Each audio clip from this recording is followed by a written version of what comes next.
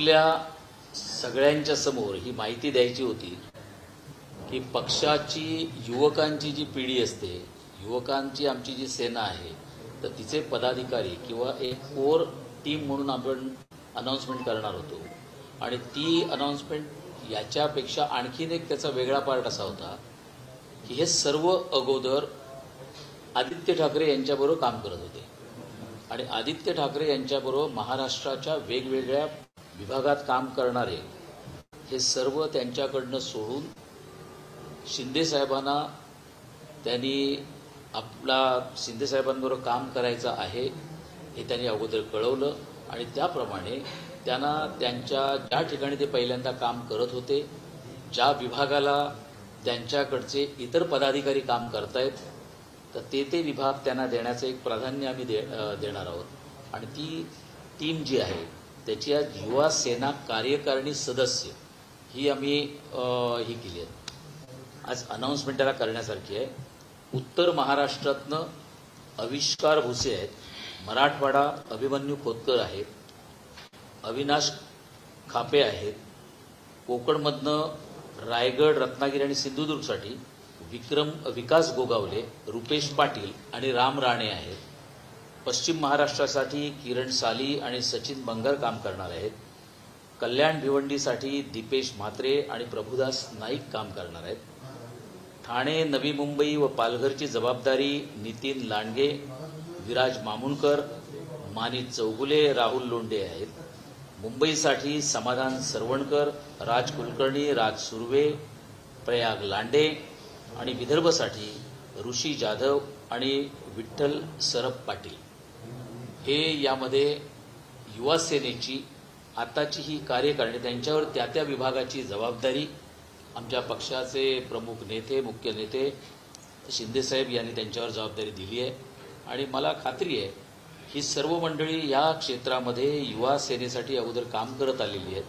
तर त्यांचा अनुभव, त्यांचे असलेले कार्यकर्ते हे सर्व मोठ्या प्रमाणात या सर्व विभागात म्हणजे उत्तर महाराष्ट्र असेल, मराठवाडा असेल, कोकण असेल, पश्चिम महाराष्ट्र असेल किंवा मुंबई असेल, नवी मुंबई, पालघर, ठाणे असेल, या सर्व ठिकाणी असलेली सर्व मंडळी आपापली टीम, आपापले पदाधिकारी घेऊन आमच्या पक्षाचे विचार, शिवसेना प्रमुख बाळासाहेबांचे विचार आणि शिंदे साहेबांच्या मार्गदर्शनाखाली आणखीनही ते जोरात इकडे काम करतील अशी आमची अपेक्षा आहे. त्याचबरोबर कालची एक मुंबई महानगरपालिका आणि त्यांच्या कर्मचाऱ्यांसाठी म्हणजे दिवाळी यायला अवधी असताना दसऱ्याच्या अगोदरच मुख्यमंत्री एकनाथ शिंदे साहेबांनी त्याचं तोंड फार गोड केलेलं आहे. आजपर्यंतचा इतिहास मी बघितला मुंबई महानगरपालिकेमध्ये की पहिल्यांदा आंदोलन करा आणि नंतर 500 रुपये वाढवा. म्हणजे आंदोलन केल्याशिवाय आपल्याला कधीही बोनस मिळाला असं ऐकिवात नव्हतं. म्हणजे बेस्टची जे काम करणारे आपले कर्मचारी आहेत तर त्यांनी पण काम करताना असंख्य वेळी आंदोलनं केली. आंदोलनाला जे त्यांचे पुढारी लीडर काम करतात त्यांच्यावर पण पुऱ्या कारवाई होते. आणि आंदोलनानंतर साध्य काय होतं तर 500 ते 1000 रुपये. म्हणजे ही ऐतिहासिक गोष्ट अशी असेल की जे मुंबई महानगरपालिकेचे कर्मचारी अहोरात्र काम करतात, लोकांना सर्व सोयी सुविधा देतात, करोनाच्या काळामध्ये स्वतःच्या जीवाची पर्वा न करता ज्यांनी काम केलं ते सर्व कर्मचारी असतील तर त्यांनी ज्या पद्धतीने काम केलं त्यांना खऱ्या अर्थानं जर कोणी न्याय दिला असेल तर तो न्याय फक्त शिंदे साहेबांनी दिला असं म्हणावं लागेल. कारण मुंबई महानगरपालिकेमध्ये ज्यांची सत्ता मागच्या 24 वर्ष राहिली त्यांनी त्यांना आंदोलनं करायला भाग पडले. म्हणजे पहिलं तुम्हाला काय हवं असेल तर आंदोलन करा, आमच्याकडे या आणि आंदोलन झाल्यानंतर मिळवा. आपल्या सर्वांना त्याची कल्पना आहे की एसटी कर्मचाऱ्यांची वाताहत काय लागली होती. 5 महिने लगातार आझाद मैदानला म्हणजे महिला असतील, पुरुष असतील, दिवस रात्र ते इकडे राहिले आणि शेवटी त्यांच्या हाताला काय यश आलं, त्यांना काय मिळालं, किती लोक सस्पेंड झाले, किती लोकांवर पोलिसांच्या कारवाई झाल्या, किती लोकांना जेलमध्ये राहावं लागलं आणि ज्या मागण्या घेऊन आले होते त्याच्यातलं त्यांना काय मिळालं याची कल्पना आपल्या सर्वांना असेल. मग त्याच परिस्थितीमध्ये जवळजवळ 1,60,000 कर्मचाऱ्यांच्या वर असणारे हे कर्मचारी यांना कुठच्याही आंदोलनाची गरज लागली नाही. 500 रुपये किंवा 1000 रुपये वाढवून देतो असंही झालं नाही. तर दिवाळी बोनस हा जो इश्यू मुंबईसाठी एक जिव्हाळ्याचा, मुंबईमध्ये जे काम करणारे असंख्य कर्मचारी आहेत, इतर आस्थापनामध्ये काम करत असतील, प्रायव्हेटमध्ये असतील, बोनस ही एक मोठी गोष्ट आपल्या इकडे मुंबईच्या कर्मचाऱ्यांना एक, मी सवय म्हणणार नाही, पण एक प्रथा त्यांची चालू झाली आहे. आणि या प्रथेला कुठेही न लढता झगडता तुम्हाला जर मिळत असेल, आणि ते पण मोठ्या प्रमाणात, आजपर्यंत इतिहासामध्ये 2,500 रुपये हे सानुग्रह अनुदान, म्हणजे 20,000 तर त्यांना मिळतंय, 20,000च्या वर आणखीन 2,500, याचा अर्थ 22,500 रुपये मिळण्याचं पहिल्यांदा हा इतिहास घडवण्यात आला. आणि त्याचबरोबर त्याच्यामध्ये विभागणी केली गेली नाही. जे कर्मचारी, सफाई कर्मचारी आहेत चतुर्थ श्रेणी, त्यांना पण तेच आहे. ज्या शिक्षकांना आजपर्यंत अनुदानित शाळाच्या शिक्षकांना 50% मिळत होता, जर 10,000 डिक्लेअर झाला तर त्यांना फक्त 20,000 डिक्लेअर झाला तर 10,000 मिळत होता, यावेळी त्यांना 22,500 मिळणार आहे. आणि त्याहीपेक्षा आरोग्य सेविका ज्या आहेत त्यांचे पगारही फार कमी आहेत, आणि त्यांना त्याची अपेक्षाही नव्हती, पण त्यांना पण एक पगार त्यांचा जो असेल तो द्या. BSTचे कर्मचारी आहेत, त्यांच्या युनियनचे काही सदस्य आले होते, त्यांनाही बरोबर घेऊन त्यांनाही सांगण्यात आलं, तुम्हालाही आंदोलन करण्याची गरज नाही, जो मुंबई महानगरपालिकेच्या कर्मचाऱ्यांना मिळेल तेच आपण BSTच्या कर्मचाऱ्यांना पण देऊ, अशा पद्धतीच्या एक वेगळ्या पद्धतीने. आणि त्याहीपेक्षा एक समन्वय समिती त्यांची आहे, ज्याच्यामध्ये असंख्य युनियन आहेत, 12-13 युनियन्स तिकडे आहेत. त्याच्यामधले काही महत्त्वाची जी युनियन्स आहेत त्यांना नेहमी डावलण्यात आले. म्हणजे कालचा तर एक प्रकार त्यांनी मला सांगितला, राव यांच्या युनियनमध्ये 2 नंबरचे मेंबर्स एवढे असतील, मेंबरची संख्या जास्त आहे, शरदराव यांची जी युनियन आहे, आणि त्यांना कधीही मिटिंगला बोलवण्यात आलं. त्यांनी मला सकाळी फोन केला होता की अशा पद्धतीने समन्वय समितीची जी बैठक चहल साहेबांकडे झाली त्यामध्ये आम्हाला बोलवण्यात आलं नाही. आणि काही अगोदरच्या राज्यकर्त्यांनी त्यांना सांगितलं होतं की राव यांना तुम्ही बोलवू नका. म्हटलं राव तुम्ही या, तुमचे जे पदाधिकारी आहेत त्यांना घेऊन बरोबर या. मग राज ठाकरे यांची जी संघटना आहे ते असतील, राव यांची असेल, हे सर्व समन्वयक समितीचे जे लोक होते त्यांना एकत्र घेऊन सह्याद्री अतिथीगृहावर ही बैठक झाली. मुख्यमंत्री एकनाथ शिंदे साहेबांनी त्या बैठकीचं नेतृत्व केलं, आणि त्याचबरोबर चहल साहेब त्यांचे सर्व इतरही अधिकारी उपस्थित होते, आणि त्यांच्यासमोर हा निर्णय त्यांनी सगळ्यांना अनाउन्समेंट केली. या पद्धतीने मुंबई महानगरपालिका, त्यांचे कर्मचारी, त्यांना आनंदित वातावरण, कुठचंही डिस्कशनला कुठेही स्कोप न ठेवता ज्या मागण्या केल्या त्याहीपेक्षा जास्त मिळवून देण्याचा ऐतिहासिक असा निर्णय शिंदे साहेबांनी केलेला आहे. त्याबद्दल मी खरोखरच महाराष्ट्राचे मुख्यमंत्री, लाडके मुख्यमंत्री एकनाथ शिंदे साहेबांचं मी आपल्या माध्यमातून आणि मुंबईच्या तमाम कर्मचाऱ्यांतर्फे मी त्यांचे आभार मानेन. दुसरी एक आमच्याकडे वारंवार आपल्या प्रतिक्रिया येतात की दसरा मेळावा, दसरा मेळाव्याला आपण काय किती व्यवस्था चालली आहे, काय करणार आहात, कशा पद्धतीने करणार आहात. दसरा मेळाव्यासाठी आमची पुरी टीम, शिंदे साहेबांकडे सर्व पदाधिकारी, आमदार, खासदार, नेते, उपनेते सर्व कामाला लागलेले आहेत, आणि दसरा मेळाव्याची तयारी जय्यत चालू आहे. शिवसेना प्रमुखांचे विचार ऐकण्यासाठी, आणि ते विचार ऐकण्यासाठी पहिल्यांदाच मला असं वाटतं जो आकडा पोलीस डिपार्टमेंटचा किंवा आपल्याकडनंही जो येईल त्याहीपेक्षा कदाचित डबल गर्दी असेल असं म्हटलं ते चुकीचं ठरणार नाही. आणि एवढी व्यवस्था BKCच्या ग्राउंडवर करण्यात आलेली आहे. त्याच्यामध्ये गाड्यांची व्यवस्था आहे, बाकीचे येणारे, कारण काही जे जिल्हे आहेत, जळगाव, धुळे, नंदुरबार, हे फार लांबून येणारी लोक आहेत, तर त्यांची व्यवस्था कशी होईल, काय होईल, याची सर्व कटाक्षाने काळजी घेण्यात आलेली आहे. आणि हा मेळावा न भूतो न भविष्यती अशा पद्धतीने मोठ्या प्रमाणात होईल, याबाबत कोणाच्याही मनात शंका असण्याची गरज नाही. आपल्याला याच्यावर काय विचारायचं आहे?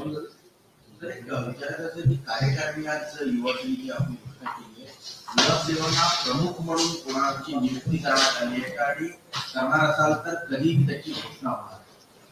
पहिल्यांदा ही जी कार्यकारिणी आपल्या समोर अनाउन्समेंट केली आहे, याच्यानंतर प्रमुख पदाधिकारी म्हणून त्याच्यामध्ये केली जाणार आहे. कारण कुठच्याही कार्यकारिणीला एक शेप देण्यासाठी त्याला तुम्ही म्हणता जनरल सेक्रेटरी, उपाध्यक्ष ही पदं भरायची आहेत आणि ती भरली जाणार आहे. पण ज्या विभागामध्ये या सर्व लोकांनी आतापर्यंत युवा सेनेमध्ये काम केलं त्या लोकांनी आपल्याकडनं सांगितलं होतं की मधल्या काळामध्ये आम्ही आमचा राजीनामा त्यांच्याकडे दिलेला आहे आणि आम्हाला शिंदे साहेबांबरोबर काम करायचं आहे. तर त्यासाठी आणखीन वेळ न दवडता लवकरात लवकर व्हावी म्हणून ही कार्यकारिणी त्या त्या जिल्ह्याचे प्रमुखांना म्हणून नेमण्यात आली. कोर कमिटी अजून करायची. दसरा मेळाव्याला कोण नेते उपस्थित असणार आहेत आणि कोणाला भाषण. दसऱ्या मेळाव्याची आमचे जे पक्षाचे सर्व नेते, उपनेते, मंत्री महोदय हे सर्व त्या उपस्थित असतील आणि भाषणही त्यांचे विचार शिवसेना प्रमुखांना ज्यांनी पहिल्यांदा ऐकलेलं आहे, ज्यांनी शिवसेना प्रमुखांबरोबर काम केलेलं आहे ते सर्वच आपले विचार मांडू शकतात.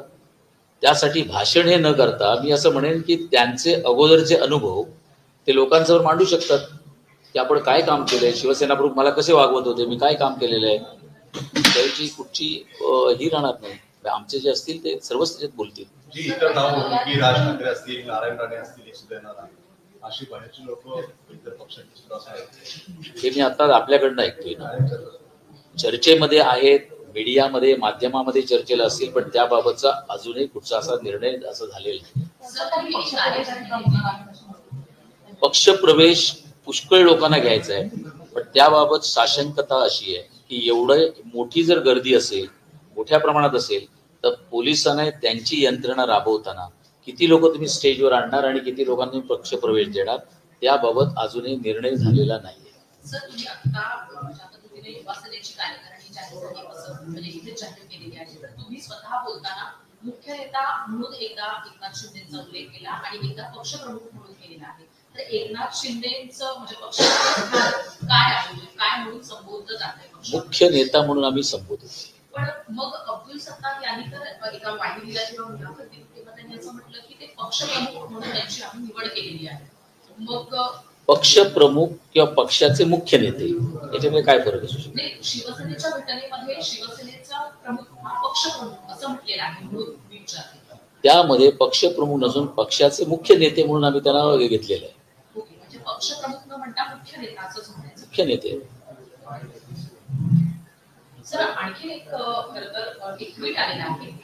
निलेश राणे यांचं ते ट्विट आहे. त्यांनी मासाहेबांच्या मृत्यूबद्दल काही साशंकता उपस्थित केलेली आहे. एक शिवसेना म्हणून तुम्ही याकडे कसं पाहता? मला वाटतं जर त्यांनी अशा सेन्सिटिव्ह विषयावर काय बोलले असतील तर कदाचित त्यांच्याकडे जास्त माहिती असेल ते आपल्याला आणखीन त्याच्यावर चांगलं सांगू शकतील. कारण शिवसेना आणि भाजप सध्या युतीत आहे. शिंदेची शिवसेना आणि भाजप ही युतीत आहे. अशा वेळेस कशा पद्धतीनं याकडे?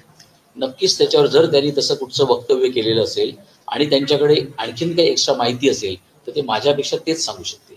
भाऊसाहेब शिंदे साहेब दसरा मेळावा शिवाजी पार्कला घेणार होते आणि ह्यांनी शिवसेनेने आपला दसरा मेळावा तिथे घ्यायचं ठरवलं.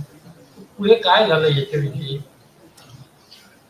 मुंबई महानगरपालिकेने आम्हाला दोघांनी आम्ही आमच्याकडनं सांगितलं होतं की आम्हाला दसरा मेळावा तिकडे घ्यायचा आहे. मुंबई महानगरपालिकेने जेव्हा आम्हाला दोघांनी त्याची परवानगी नाकारली त्याच्यानंतर हा विषय गेला आहे कोर्टामध्ये. कोर्टात गेल्यानंतर हायकोर्टाच्या निर्णयाप्रमाणे हायकोर्टाचा आलेल्या निर्णयाचा आदर करून हायकोर्टाने त्यांना त्याचा निर्णय दिला की ते तिकडे दसरा मेळावा घेऊ शकतात. त्याचा आदर करून आम्ही बांद्रा कुर्ला कॉम्प्लेक्सला BKC जे ग्राउंड आहे ते आम्ही आमच्या MMRDA ग्राउंड हे आम्ही आमच्यासाठी घेतलं.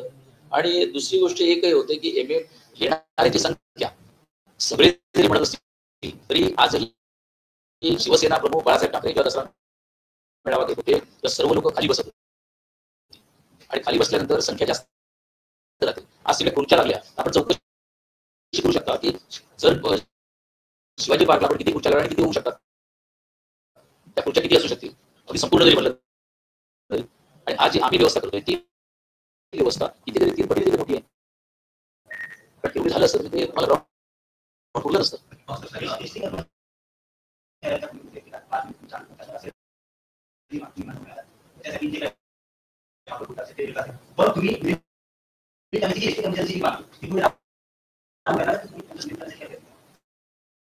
भाजपाचे दोन्ही आमदार त्यामध्ये काम करतायत. पडळकर म्हणून काम करतायत होतही काम करतायत. त्याबाबत त्यांच्या ज्या मागण्या आहेत त्याच्यातली काही लोक ही मी माझ्याकडनं जे राष्ट्रीय कर्मचारी संघटना म्हणजे युनियन आमचं चालतंय त्याच्याबाबत त्यांच्याकडे पण आता काही लोक आलेली आहेत. त्यांचे प्रश्न जसे मुंबई महानगरपालिकेच्या कर्मचाऱ्यांचे प्रश्न आम्ही मुख्यमंत्री महोदयांकडे मांडले आणि त्यांनी त्याच्यातनं रस्ता काढला आणि काय आपल्या समोर आलंय आपण बघताय. त्याच पद्धतीने एसटी कर्मचाऱ्यांना पण न्याय देण्याचा प्रयत्न आमच्याकडनं चालू आहे. काल न्याय देण्याचं म्हणजे विलिनीकरणाचा की न्याय देण्याचा जर त्यांच्या मागण्या फक्त विलिनीकरण एक आहे विलिनीकरण आहे, एक वर्किंग कंडिशन आहे. त्याबाबतचा आजही निर्णय झाला नाही कारण ते युनियनच्या फॉर्मेशन्स आणि त्या मीटिंग ज्या व्हायच्या आहेत त्या आता चालू आहेत. ज्या दिवशी ह्या मीटिंग सगळ्या पूर्ण होतील तर ते पण कुठच्या तरी कन्क्लुजनला येतील. कारण त्यांनाही एसटी कर्मचाऱ्यांना त्यांनी एवढा जो संघर्ष केलाय त्या संघर्षाला कुठेतरी त्यांना न्याय तर द्यावा लागेल. आज पुष्कळ लोक मला वाटतं 100-150 लोक त्याच्यावर सस्पेंड झालेले आहेत. ज्यांनी 20-20, 25-25 वर्ष नोकरी केली आणि ते सस्पेंडेड होऊन जर घरी असतील तर त्यांना पण तुम्हाला न्याय द्यावा लागेल. त्याच्यासाठी डिपार्टमेंटल एन्क्वायरी जी आम्ही म्हणतो ती काय आहे, डिपार्टमेंटने त्यांना कशासाठी सस्पेंड केलेले आहे, त्यांच्यावर काय आरोप ठेवलेले आहेत, या सगळ्याचा आरोप प्रत्यारोप बघून त्याला आपण निर्णय घ्यावे लागतील. काही चाचपणी केली का विलिनीकरण शक्य आहे किंवा नाही? विलिनीकरणावर मी आता बोलू शकणार नाही. विलिनीकरण करतील न करतील पण त्याबाबतच्या त्यांना जे न्याय द्यायचा आहे, ज्यांना काढलेले त्या सर्व कर्मचाऱ्यांना कामावर चढवणं, त्यांचे बाकीचे प्रश्न सोडवणं आणि विलिनीकरण जर असेल त्याच्यात सगळेच प्रश्न सुटल्यासारखं होईल. एकदा विलिनीकरण झालं तर राज्य सरकारच्या कर्मचाऱ्यांना जे नियम लागू होतात तेच त्यांना होणार आहेत. त्याच्यानंतर कुठचेच प्रश्न राहणार नाही. काल दुसऱ्या गटाचा टीजर लॉन्च झालाय. आज ठाकरे गटाकडून टीजर प्रदर्शित करण्यात आलाय, रिलीज करण्यात आलाय. कसं बघताय? प्रत्येकाची एक विचार करण्याची एक वेगवेगळी लेवल आहे. त्यांनी त्यांच्या पद्धतीने सांगितलंय. आम्ही सांगतो की वारसदार आहेत पण मी विचारांचे वारसदार आहे. ते त्यांचे वारसदार आहेत. तर त्यांचे जे टीजर येतं आणखीन येतील काय नाही काय तुमच्याकडे आणखीन ह्या ऍडव्हर्टाईज प्रॉडक्ट आहे तसं मी म्हणेन. लोकांपर्यंत काही पोहोचवणं काय मिळणार आहे. पण लोक आता तेवढी सुज्ञ आहेत कारण बहुतांशी लोकप्रतिनिधी म्हणजे आमदार आणि खासदार हे शिंदे साहेबांपर्यंत असल्यामुळे ते जे आमदार खासदार आपल्या जिल्ह्यात तालुक्यात त्यांच्याकडे जाऊन चर्चा करतात बोलतात त्याच्यावरूनच लोकांकडे हा निर्णय जातोय. पवारकर साहेब, महानगरपालिकेमध्ये सेनेची 25 वर्ष सत्ता होती. आज त्या ठिकाणी 38,690 पदं रिक्त त्या अद्यापर्यंत भरली जात नाही. तर मला एक म्हणायचंय की शिंदे साहेब याचं काय पाऊल उचलणार पुढे? कालच्या मीटिंगमध्ये इतरही डिपार्टमेंटची लोक त्याच्यामध्ये होती. आयुक्त श्री चहल हे असताना इतरही पुष्कळ विषय त्याच्यामध्ये झाले. त्यांच्या घरांचा विषय त्यांनी ताबडतोब त्या बोनसमध्येच घेतला. त्यांचा परमनंट करण्याविषयी घेतला. त्याच्यानंतर आरोग्य सेविका आहेत त्यांच्याविषयी त्यांनी विषय घेतले. असंख्य विषय त्यांनी त्याच्यामध्ये घेतले. रिक्त पदांच्या बाबत म्हणाला तर काही ठिकाणी आपण टेक्निकल गोष्टीने जर अपग्रेडेशन झालं असेल तर त्या डिपार्टमेंटला माणसं कमी लागली असतील.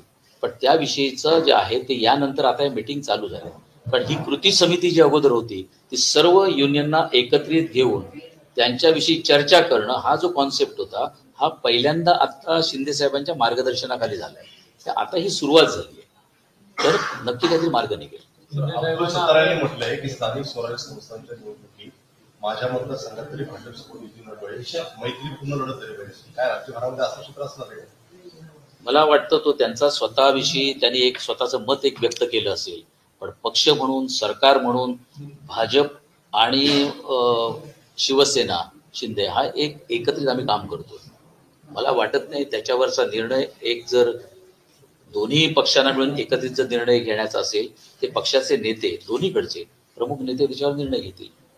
दसरा मेळाव्याचं भाषण किती वाजता सुरू होईल काय त्याच्यावर तुम्हाला मायनर किती वाजता होईल काय होईल हे सगळं तुम्हाला देण्याचे असेल तर आणखीन 2 ते 3 दिवसानंतर अशाच पत्रकार परिषदेमध्ये त्याची सर्व माहिती आपल्या समोर येणार आहे. बसेस बुकिंग केल्या त्याचं काही आता बसेस बुकिंग करण्याची प्रोसेस चालू आहे.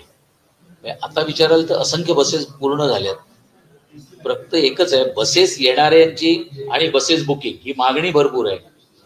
पण आताच्या घडीला मला विचाराल तर एवढ्या बसेस बुकिंग केल्यानंतर ते मुंबईच्या शहरात मधनं फिरायला तर पाहिजेत, त्या आल्या तर पाहिजेत, रिव्हर्स घेऊन पुन्हा मागे जायला तर पाहिजे. तर ती व्यवस्था होणं गरजेची आहे. बसेस बुकिंग करणं, येणं, माणसं येण्याची तयारी जी आहे ती पुष्कळ आहे. लोक स्वतःहून यायला तयार आहेत, पण त्यांची व्यवस्था या शहरात व्हायला पाहिजे. आणि त्याच संदर्भातली आत्ताच आमची मीटिंग मुंबई कमिशनर पोलीस यांच्या बरोबर होती. आम्ही सर्व पदाधिकारी तिकडे गेलो होतो.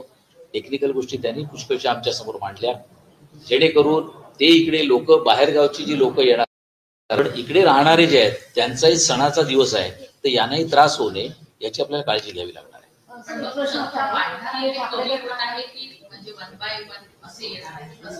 आजही संख्या जी आहे ती जसा दसरा जवळ येईल त्याला आणखीन काही दिवस आहेत, ही संख्या त्याही पेक्षा आणखीन वाढेल. एक अंदाज काय आहे किती संख्या येऊ शकते? की लोकांची गर्दी जमा करून शिंदे गट याचा दसरा मेळाव्याचा इव्हेंट करतील. आता कसं आहे, मी त्या दिवशी म्हणालो होतो की इव्हेंट केला जातोय तो त्यांच्याकडनं, कारण त्यांना गटप्रमुखांची एक मिटिंग घेऊन त्यांना रंगीत तालीम घ्यावी लागली. कसं बोलायचं, काय बोलायचं, स्टेजवर कोण बसतील, ही रंगीत तालीम होती. त्याच्यावर इव्हेंट तिकडे चाललाय. इकडे इव्हेंट करण्याची गरज नाही. इकडे ओरिजिनल बाळासाहेबांचे विचार मांडले जाणार आहेत. बाळासाहेबांवर काम केलेले असंख्य सहकारी आहेत, ते आपले विचार बोलणार आहेत. त्याच्यामुळे इकडे इव्हेंट करण्याची गरज काय. आता लोकांना येणाऱ्या सोयी सुविधा जर द्यायच्या असतील तर त्याला इव्हेंट म्हणत असाल तर ही महाराष्ट्रातल्या जनतेची तुम्ही थट्टा करताय. जे तिकडचे कोण म्हणतात की इव्हेंट करतायत, याचा अर्थ बाळासाहेबांच्या विचारांची तुम्ही थट्टा करताय, बाळासाहेबांबरोबर प्रेम करणाऱ्या लोकांची तुम्ही थट्टा करताय असं मी म्हणेन.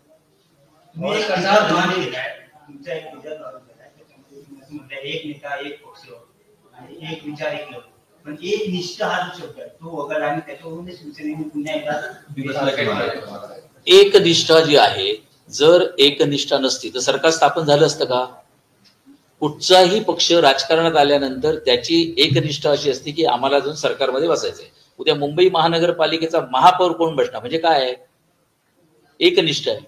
मुंबई सरकारमध्ये आल्यानंतर मुख्यमंत्री होणार म्हणजे काय आहे, एकनिष्ठ आहे. ज्यावेळी ते मुख्यमंत्री जर सर्व लोकांना बरोबर घेऊन, आणि ते पण शिवसेनेच्या धनुष्यबाणावर जे निवडून आलेले आहेत अशा सर्व लोकप्रतिनिधींना एकत्रित घेऊन ते मुख्यमंत्री झाले. एकनिष्ठ सांगायची गरज नाहीये. मला नाही वाटत त्याच्यात एकनिष्ठ आणखीन काय वेगळी सांगायची गरज आहे. असं आहे का की तुमचं सांगितलेलं ऐकलं तर एकनिष्ठ आणि तुमचे विचार नाही पटले तर एकनिष्ठ नाही, असं आहे का. सर म्हणजे एकनिष्ठ आता तुम्ही जे बोलताय त्याच्यावरून सत्ता आणि एकनिष्ठ असं ते सांगून कसं आहे. राजकारणात मी म्हणालोय, राजकारणामध्ये एकनिष्ठा म्हणजे एका विचाराची लोक एकत्रित येतात आणि त्यामध्ये आपली सत्ता स्थापन करतात. मग महानगरपालिका असेल, सरकार असेल, पण ते एकनिष्ठ असतात म्हणूनच सरकार स्थापन होतं. जर ते एकनिष्ठ नसतील आपल्या तत्वांशी, मतांशी, विचारांशी, तर ते सरकार स्थापनच होणार नाही ना. दसरा मेळाव्याच्या मंचावरून काही राजकीय चमत्कार पाहायला मिळेल का. याच्यामध्ये या प्रश्नाचं उत्तर मी तुम्हाला आत्ताच दिले. सर एक प्रश्न आहे की सुप्रीम कोर्टामध्ये जी सुनावणी झाली होती त्याच्यातही हा प्रश्न आला होता की इलेक्शन कमिशन मध्ये काय म्हणून आपण अर्ज केलेला आहे, म्हणजे एकनाथ शिंदे कुठल्या पदाने, कुठल्या स्थानाने, स्टेटसने इलेक्शन कमिशन समोर अप्रोच झालेले आहे. हाच प्रश्न तुम्हालाही आहे काय, म्हणजे आपण तिथे काय स्टेटस मेन्शन केले. मुख्य नेता आम्ही जे डॉक्युमेंट सिग्नेचर्स केलेले मधल्या काळामध्ये निवडणूक आयोगाला कागदपत्र जी हवी होती, लोकप्रतिनिधी त्यांच्या सिग्नेचर्स, त्याच्यानंतर आमच्याकडे असलेले रँक अँड फाईल प्रमाणे जे येतात ते सर्व जिल्हा तालुक्याचे जे आम्ही दिलेत पदाधिकारी, त्याप्रमाणे ते आमच्या पक्षाचे मुख्य नेते आहेत. पण शिवसेनेचं पक्षप्रमुख पद हे शिवसेनेच्या पक्षाचं प्रमुख पद असं मानलं जातं घटनेत. तर मग शिवसेना तुमची असं म्हणता ते पक्षप्रमुख पद काय आपण मुख्य नेते म्हटल्यानंतर पक्षप्रमुख आणि मुख्य नेते याच्यामधला फरक. एक पर्टिक्युलर नेम दिलेला आहे त्याच्यामुळे शिवसेनेमध्ये खरं होतं ते शिवसेना प्रमुख हे पद होतं. शिवसेना प्रमुख हे त्या घटनेप्रमाणे आजही ती घटना आपण पहा, त्याच्यामध्ये शिवसेना प्रमुख म्हणून हे पद होतं. शिवसेना प्रमुख हे पद मी घेणार नाही हे उद्धवजींनी त्यावेळी सांगितलेलं होतं आणि म्हणून ते पक्षप्रमुख म्हणून लावत होते. सुनील मुनगंटी यांनी उद्धव ठाकरे यांच्या उपस्थितीत शिवसेनेत प्रवेश केलेला आहे, कशा पद्धतीनं आनंदाची गोष्ट आहे. त्यांना त्यांचे विचार पटले असतील ते यावेळी पुष्कळ वेळा भेटलेले आहेत. माझ्या माहितीप्रमाणे आणि मीडियातनं जे आलेलं आहे मला याची कल्पना आहे की त्यांनी सांगताना मागच्या वेळी आमचे राठोड यांच्यासाठी मंत्रिपद त्यांना मिळावं याच्यासाठी पण मागणी करणारे महंतच होते आणि तेच महंत आता त्यांच्याकडे हजर झालेले आहेत. भास्कर साहब, दशहरा रैली को लेकर क्या तैयारी हो रही है? कहाँ कहाँ से लोगों को बुलाया जा रहा है? क्या दूसरे राज्यों से भी लोगों को बुलाया जा रहा है? बाकी के राज्य के जो राज्य प्रमुख हमारे साथ जो आए हैं वो तो आने वाले ही है, उनको बुलाने की जरूरत नहीं है। बट उसके साथ साथ एक चीज भी जाहिर है कि हमारे जो लोक प्रतिनिधि है, आमदार, खासदार, उपनेते, नेते, ये लोगों को एक उत्सुकता तो है कि ये पहली बार हो रहा है, इस बड़े पैमाने पे हो रही है, सब लोग अलग जाके कुछ शिवसेना प्रमुख के बारे में हमें सुनने मिलेगा, शायद पीछे क्या क्या हुआ है बाला साहब के साथ या बाला साहब ने क्या बताया उस बारे में हमें सुनने मिलेगा। इसके लिए ज्यादा से ज्यादा मेरे ख्याल से आज तक इतनी भीड़ नहीं हुई है, इतने लोग नहीं आए हैं, इतने लोग आपको देखने मिलेंगे वहां पर। भीड़ ज्यादा रहेगी, लोग ज्यादा रहेंगे, उनको लाने की जरूरत नहीं है। सिर्फ जो लोग हमारे विधायक लोग और बाकी के लोग उनको ला रहे, एटलीस्ट वो मुंबई में आने के बाद उनको पानी पीने के लिए मिलना चाहिए, टॉयलेट मिलने चाहिए, वो तो सुविधा हमें देनी है। अगर हम उनको वो भी सुविधा नहीं देंगे तो कोई मतलब नहीं रहेगा। इसका मतलब हम ला नहीं रहे, जो आते हैं उनको हम सुविधा देने की कोशिश कर रहे हैं। अच्छा, क्या एकनाथ शिंदे रैली को जो संबोधित करेंगे वो शिवसेना प्रमुख की बतौर संबोधित करने वाले हैं या मुख्यमंत्री बतौर संबोधित करने वाले हैं? क्या जो है रूपरेखा दी जाएगी? दोनों चीजें, वो पक्ष के प्रमुख भी है लेकिन उसके साथ साथ उनके ऊपर जिम्मेदारी महाराष्ट्र के मुख्यमंत्री के नाते से उनके ऊपर जिम्मेदारी भी है। ये तो हम नहीं बोल सकते कि आप ये बोलने वाले कि ये बोलने वाले, बट महाराष्ट्र की जनता के जो कुछ सवाल होंगे, जो तकलीफें होंगी वो दूर करना है। उसके लिए प्रशासन को हेल्प करके, प्रशासन की ताकत लेके वो लोग काम करने वाले हैं एज ए मुख्यमंत्री। बट उसके साथ बाला साहब की जो विचारधारा है उस विचारधारा को भी आगे बढ़ानी है। और पहली बार ऐसा देखा जाएगा कि मुंबई की धरती पर एक ही विचारधारा को मानने वाले दो लोग दशहरा रैली करेंगे, दो दशहरा रैली मुंबई में।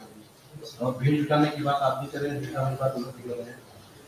लॉ एंड ऑर्डर को लेकर आपकी मीटिंग हुई होगी मुंबई में संसद से, क्या कुछ बातें हुई है और काफी लॉ एंड ऑर्डर की स्थिति पैदा हो सकती है? क्योंकि आप भी लॉ एंड ऑर्डर की सिचुएशन कोई पैदा होगी ऐसा लगता नहीं। उतने तो मुंबई पुलिस सक्षम है, महाराष्ट्र पुलिस सक्षम है, यहाँ की सरकार उतनी सक्षम है। ये कोई लॉ एंड ऑर्डर का प्रॉब्लम होगा ऐसा मुझे लगता नहीं है। आने वाले को सुविधा देनी है। ट्रैफिक में अगर उनको कोई तकलीफ नहीं हो जाए, टाइम पे जाके वो पहुंचे, चाहे वहां जाके शिवाजी पार्क में भी जाके जो पहुंचने वाले लोग हैं वही रोड से आने वाले हैं ना, हम लोग भी, हमारे लोग भी वही रोड से आने वाले। उनको कोई तकलीफ नहीं होनी चाहिए, उनको सुविधा होनी चाहिए।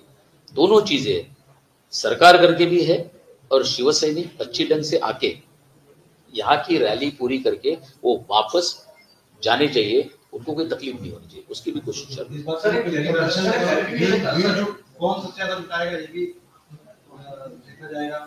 भीड़ जुटाने से मैं कहूंगा कि भीड़ सुनने के लिए खुद होके जब लोग आते हैं, बाला साहब के विचार सुनने के लिए खुद होके जब आएंगे, आप ही तो बोलने वाले हैं बाद में कि किसके पास भीड़ ज्यादा जुट गई, वो आपके कैमरे बताएंगे, हम लोग बोलने की क्या जरूरत है।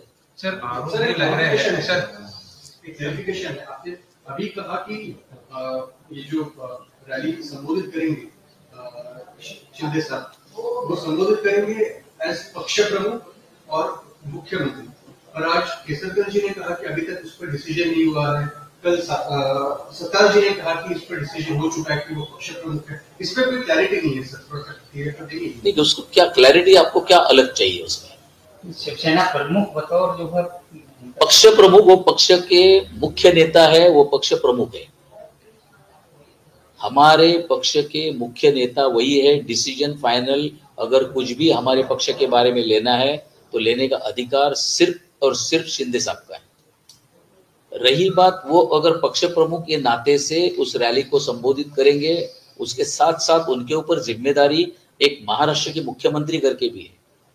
चाहे वो हमारे पक्ष के जो लोग सुनेंगे, जो लोग महाराष्ट्र को कुछ, वो लोग अलग कुछ बोलने वाले हैं महाराष्ट्र की जनता के लिए, तो जो हमारे पक्ष के नहीं है, हमारे शिवसैनिक नहीं है, बट वो महाराष्ट्र की जनता तो है, तो जनता को थोड़ा वो अलग ट्रीट करने वाले हैं।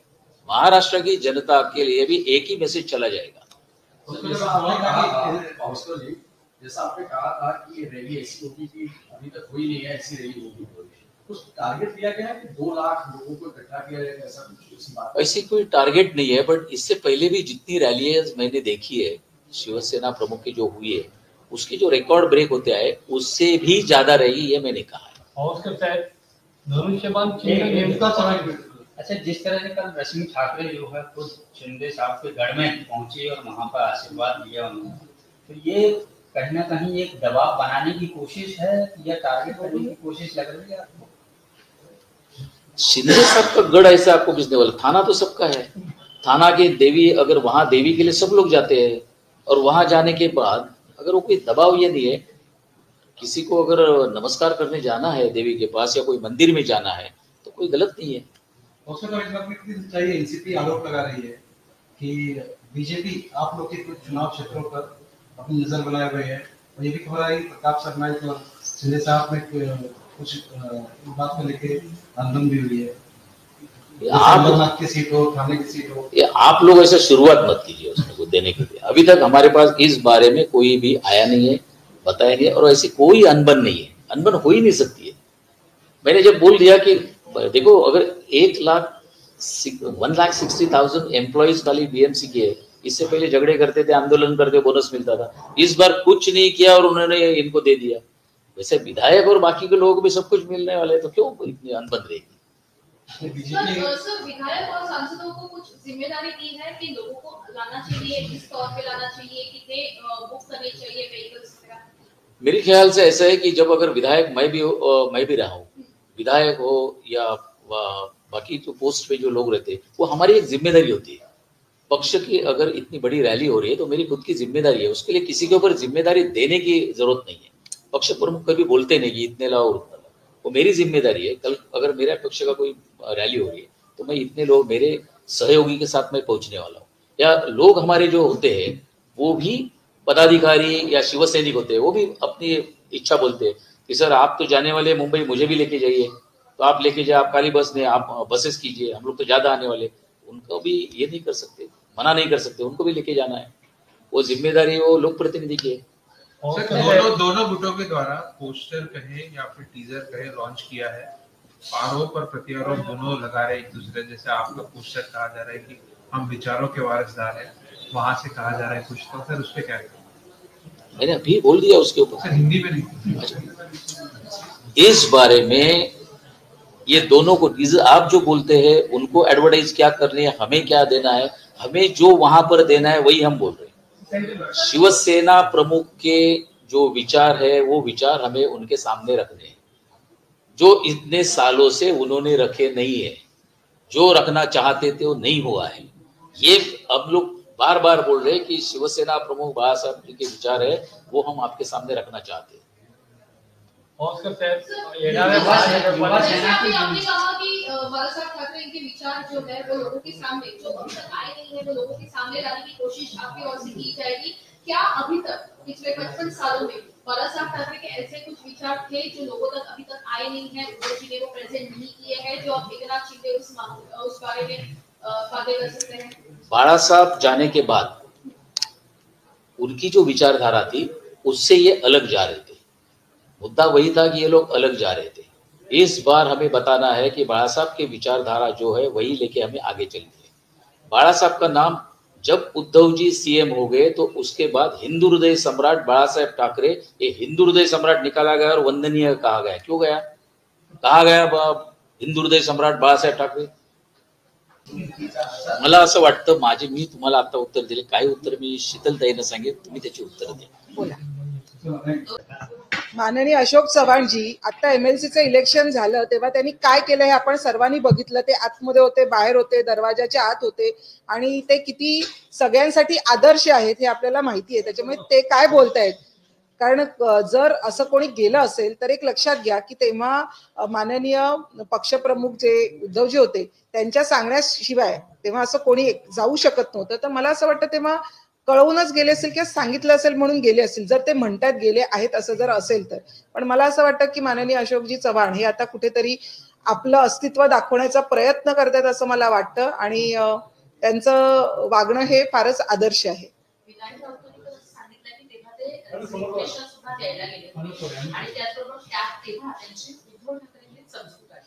विनायक राऊत हे आता काय बोलतायत, कारण एक राऊत गेलेले आहेत आणि दुसऱ्या राऊत आपली जागा बनवण्याचा प्रयत्न करतायत. तर मला असं वाटतं की माननीय राऊत साहेब हे जे काही बोलतायत, कारण हे मला वाटतं पश्चात बुद्धी आहे कुठेतरी, आणि ते जे बोलतायत हे आता त्यांना बोलणं भाग आहे, कारण दुसरं आता राऊत बोलण्यासारखे बोलायला कोणी नाहीये. त्याच्यामुळे जी रिकामी खुर्ची आहे जी ठेवली होती गटप्रमुखांच्या मेळाव्यात ती भरण्याचा प्रत्येक जण आपापल्या पद्धतीने प्रयत्न करतोय.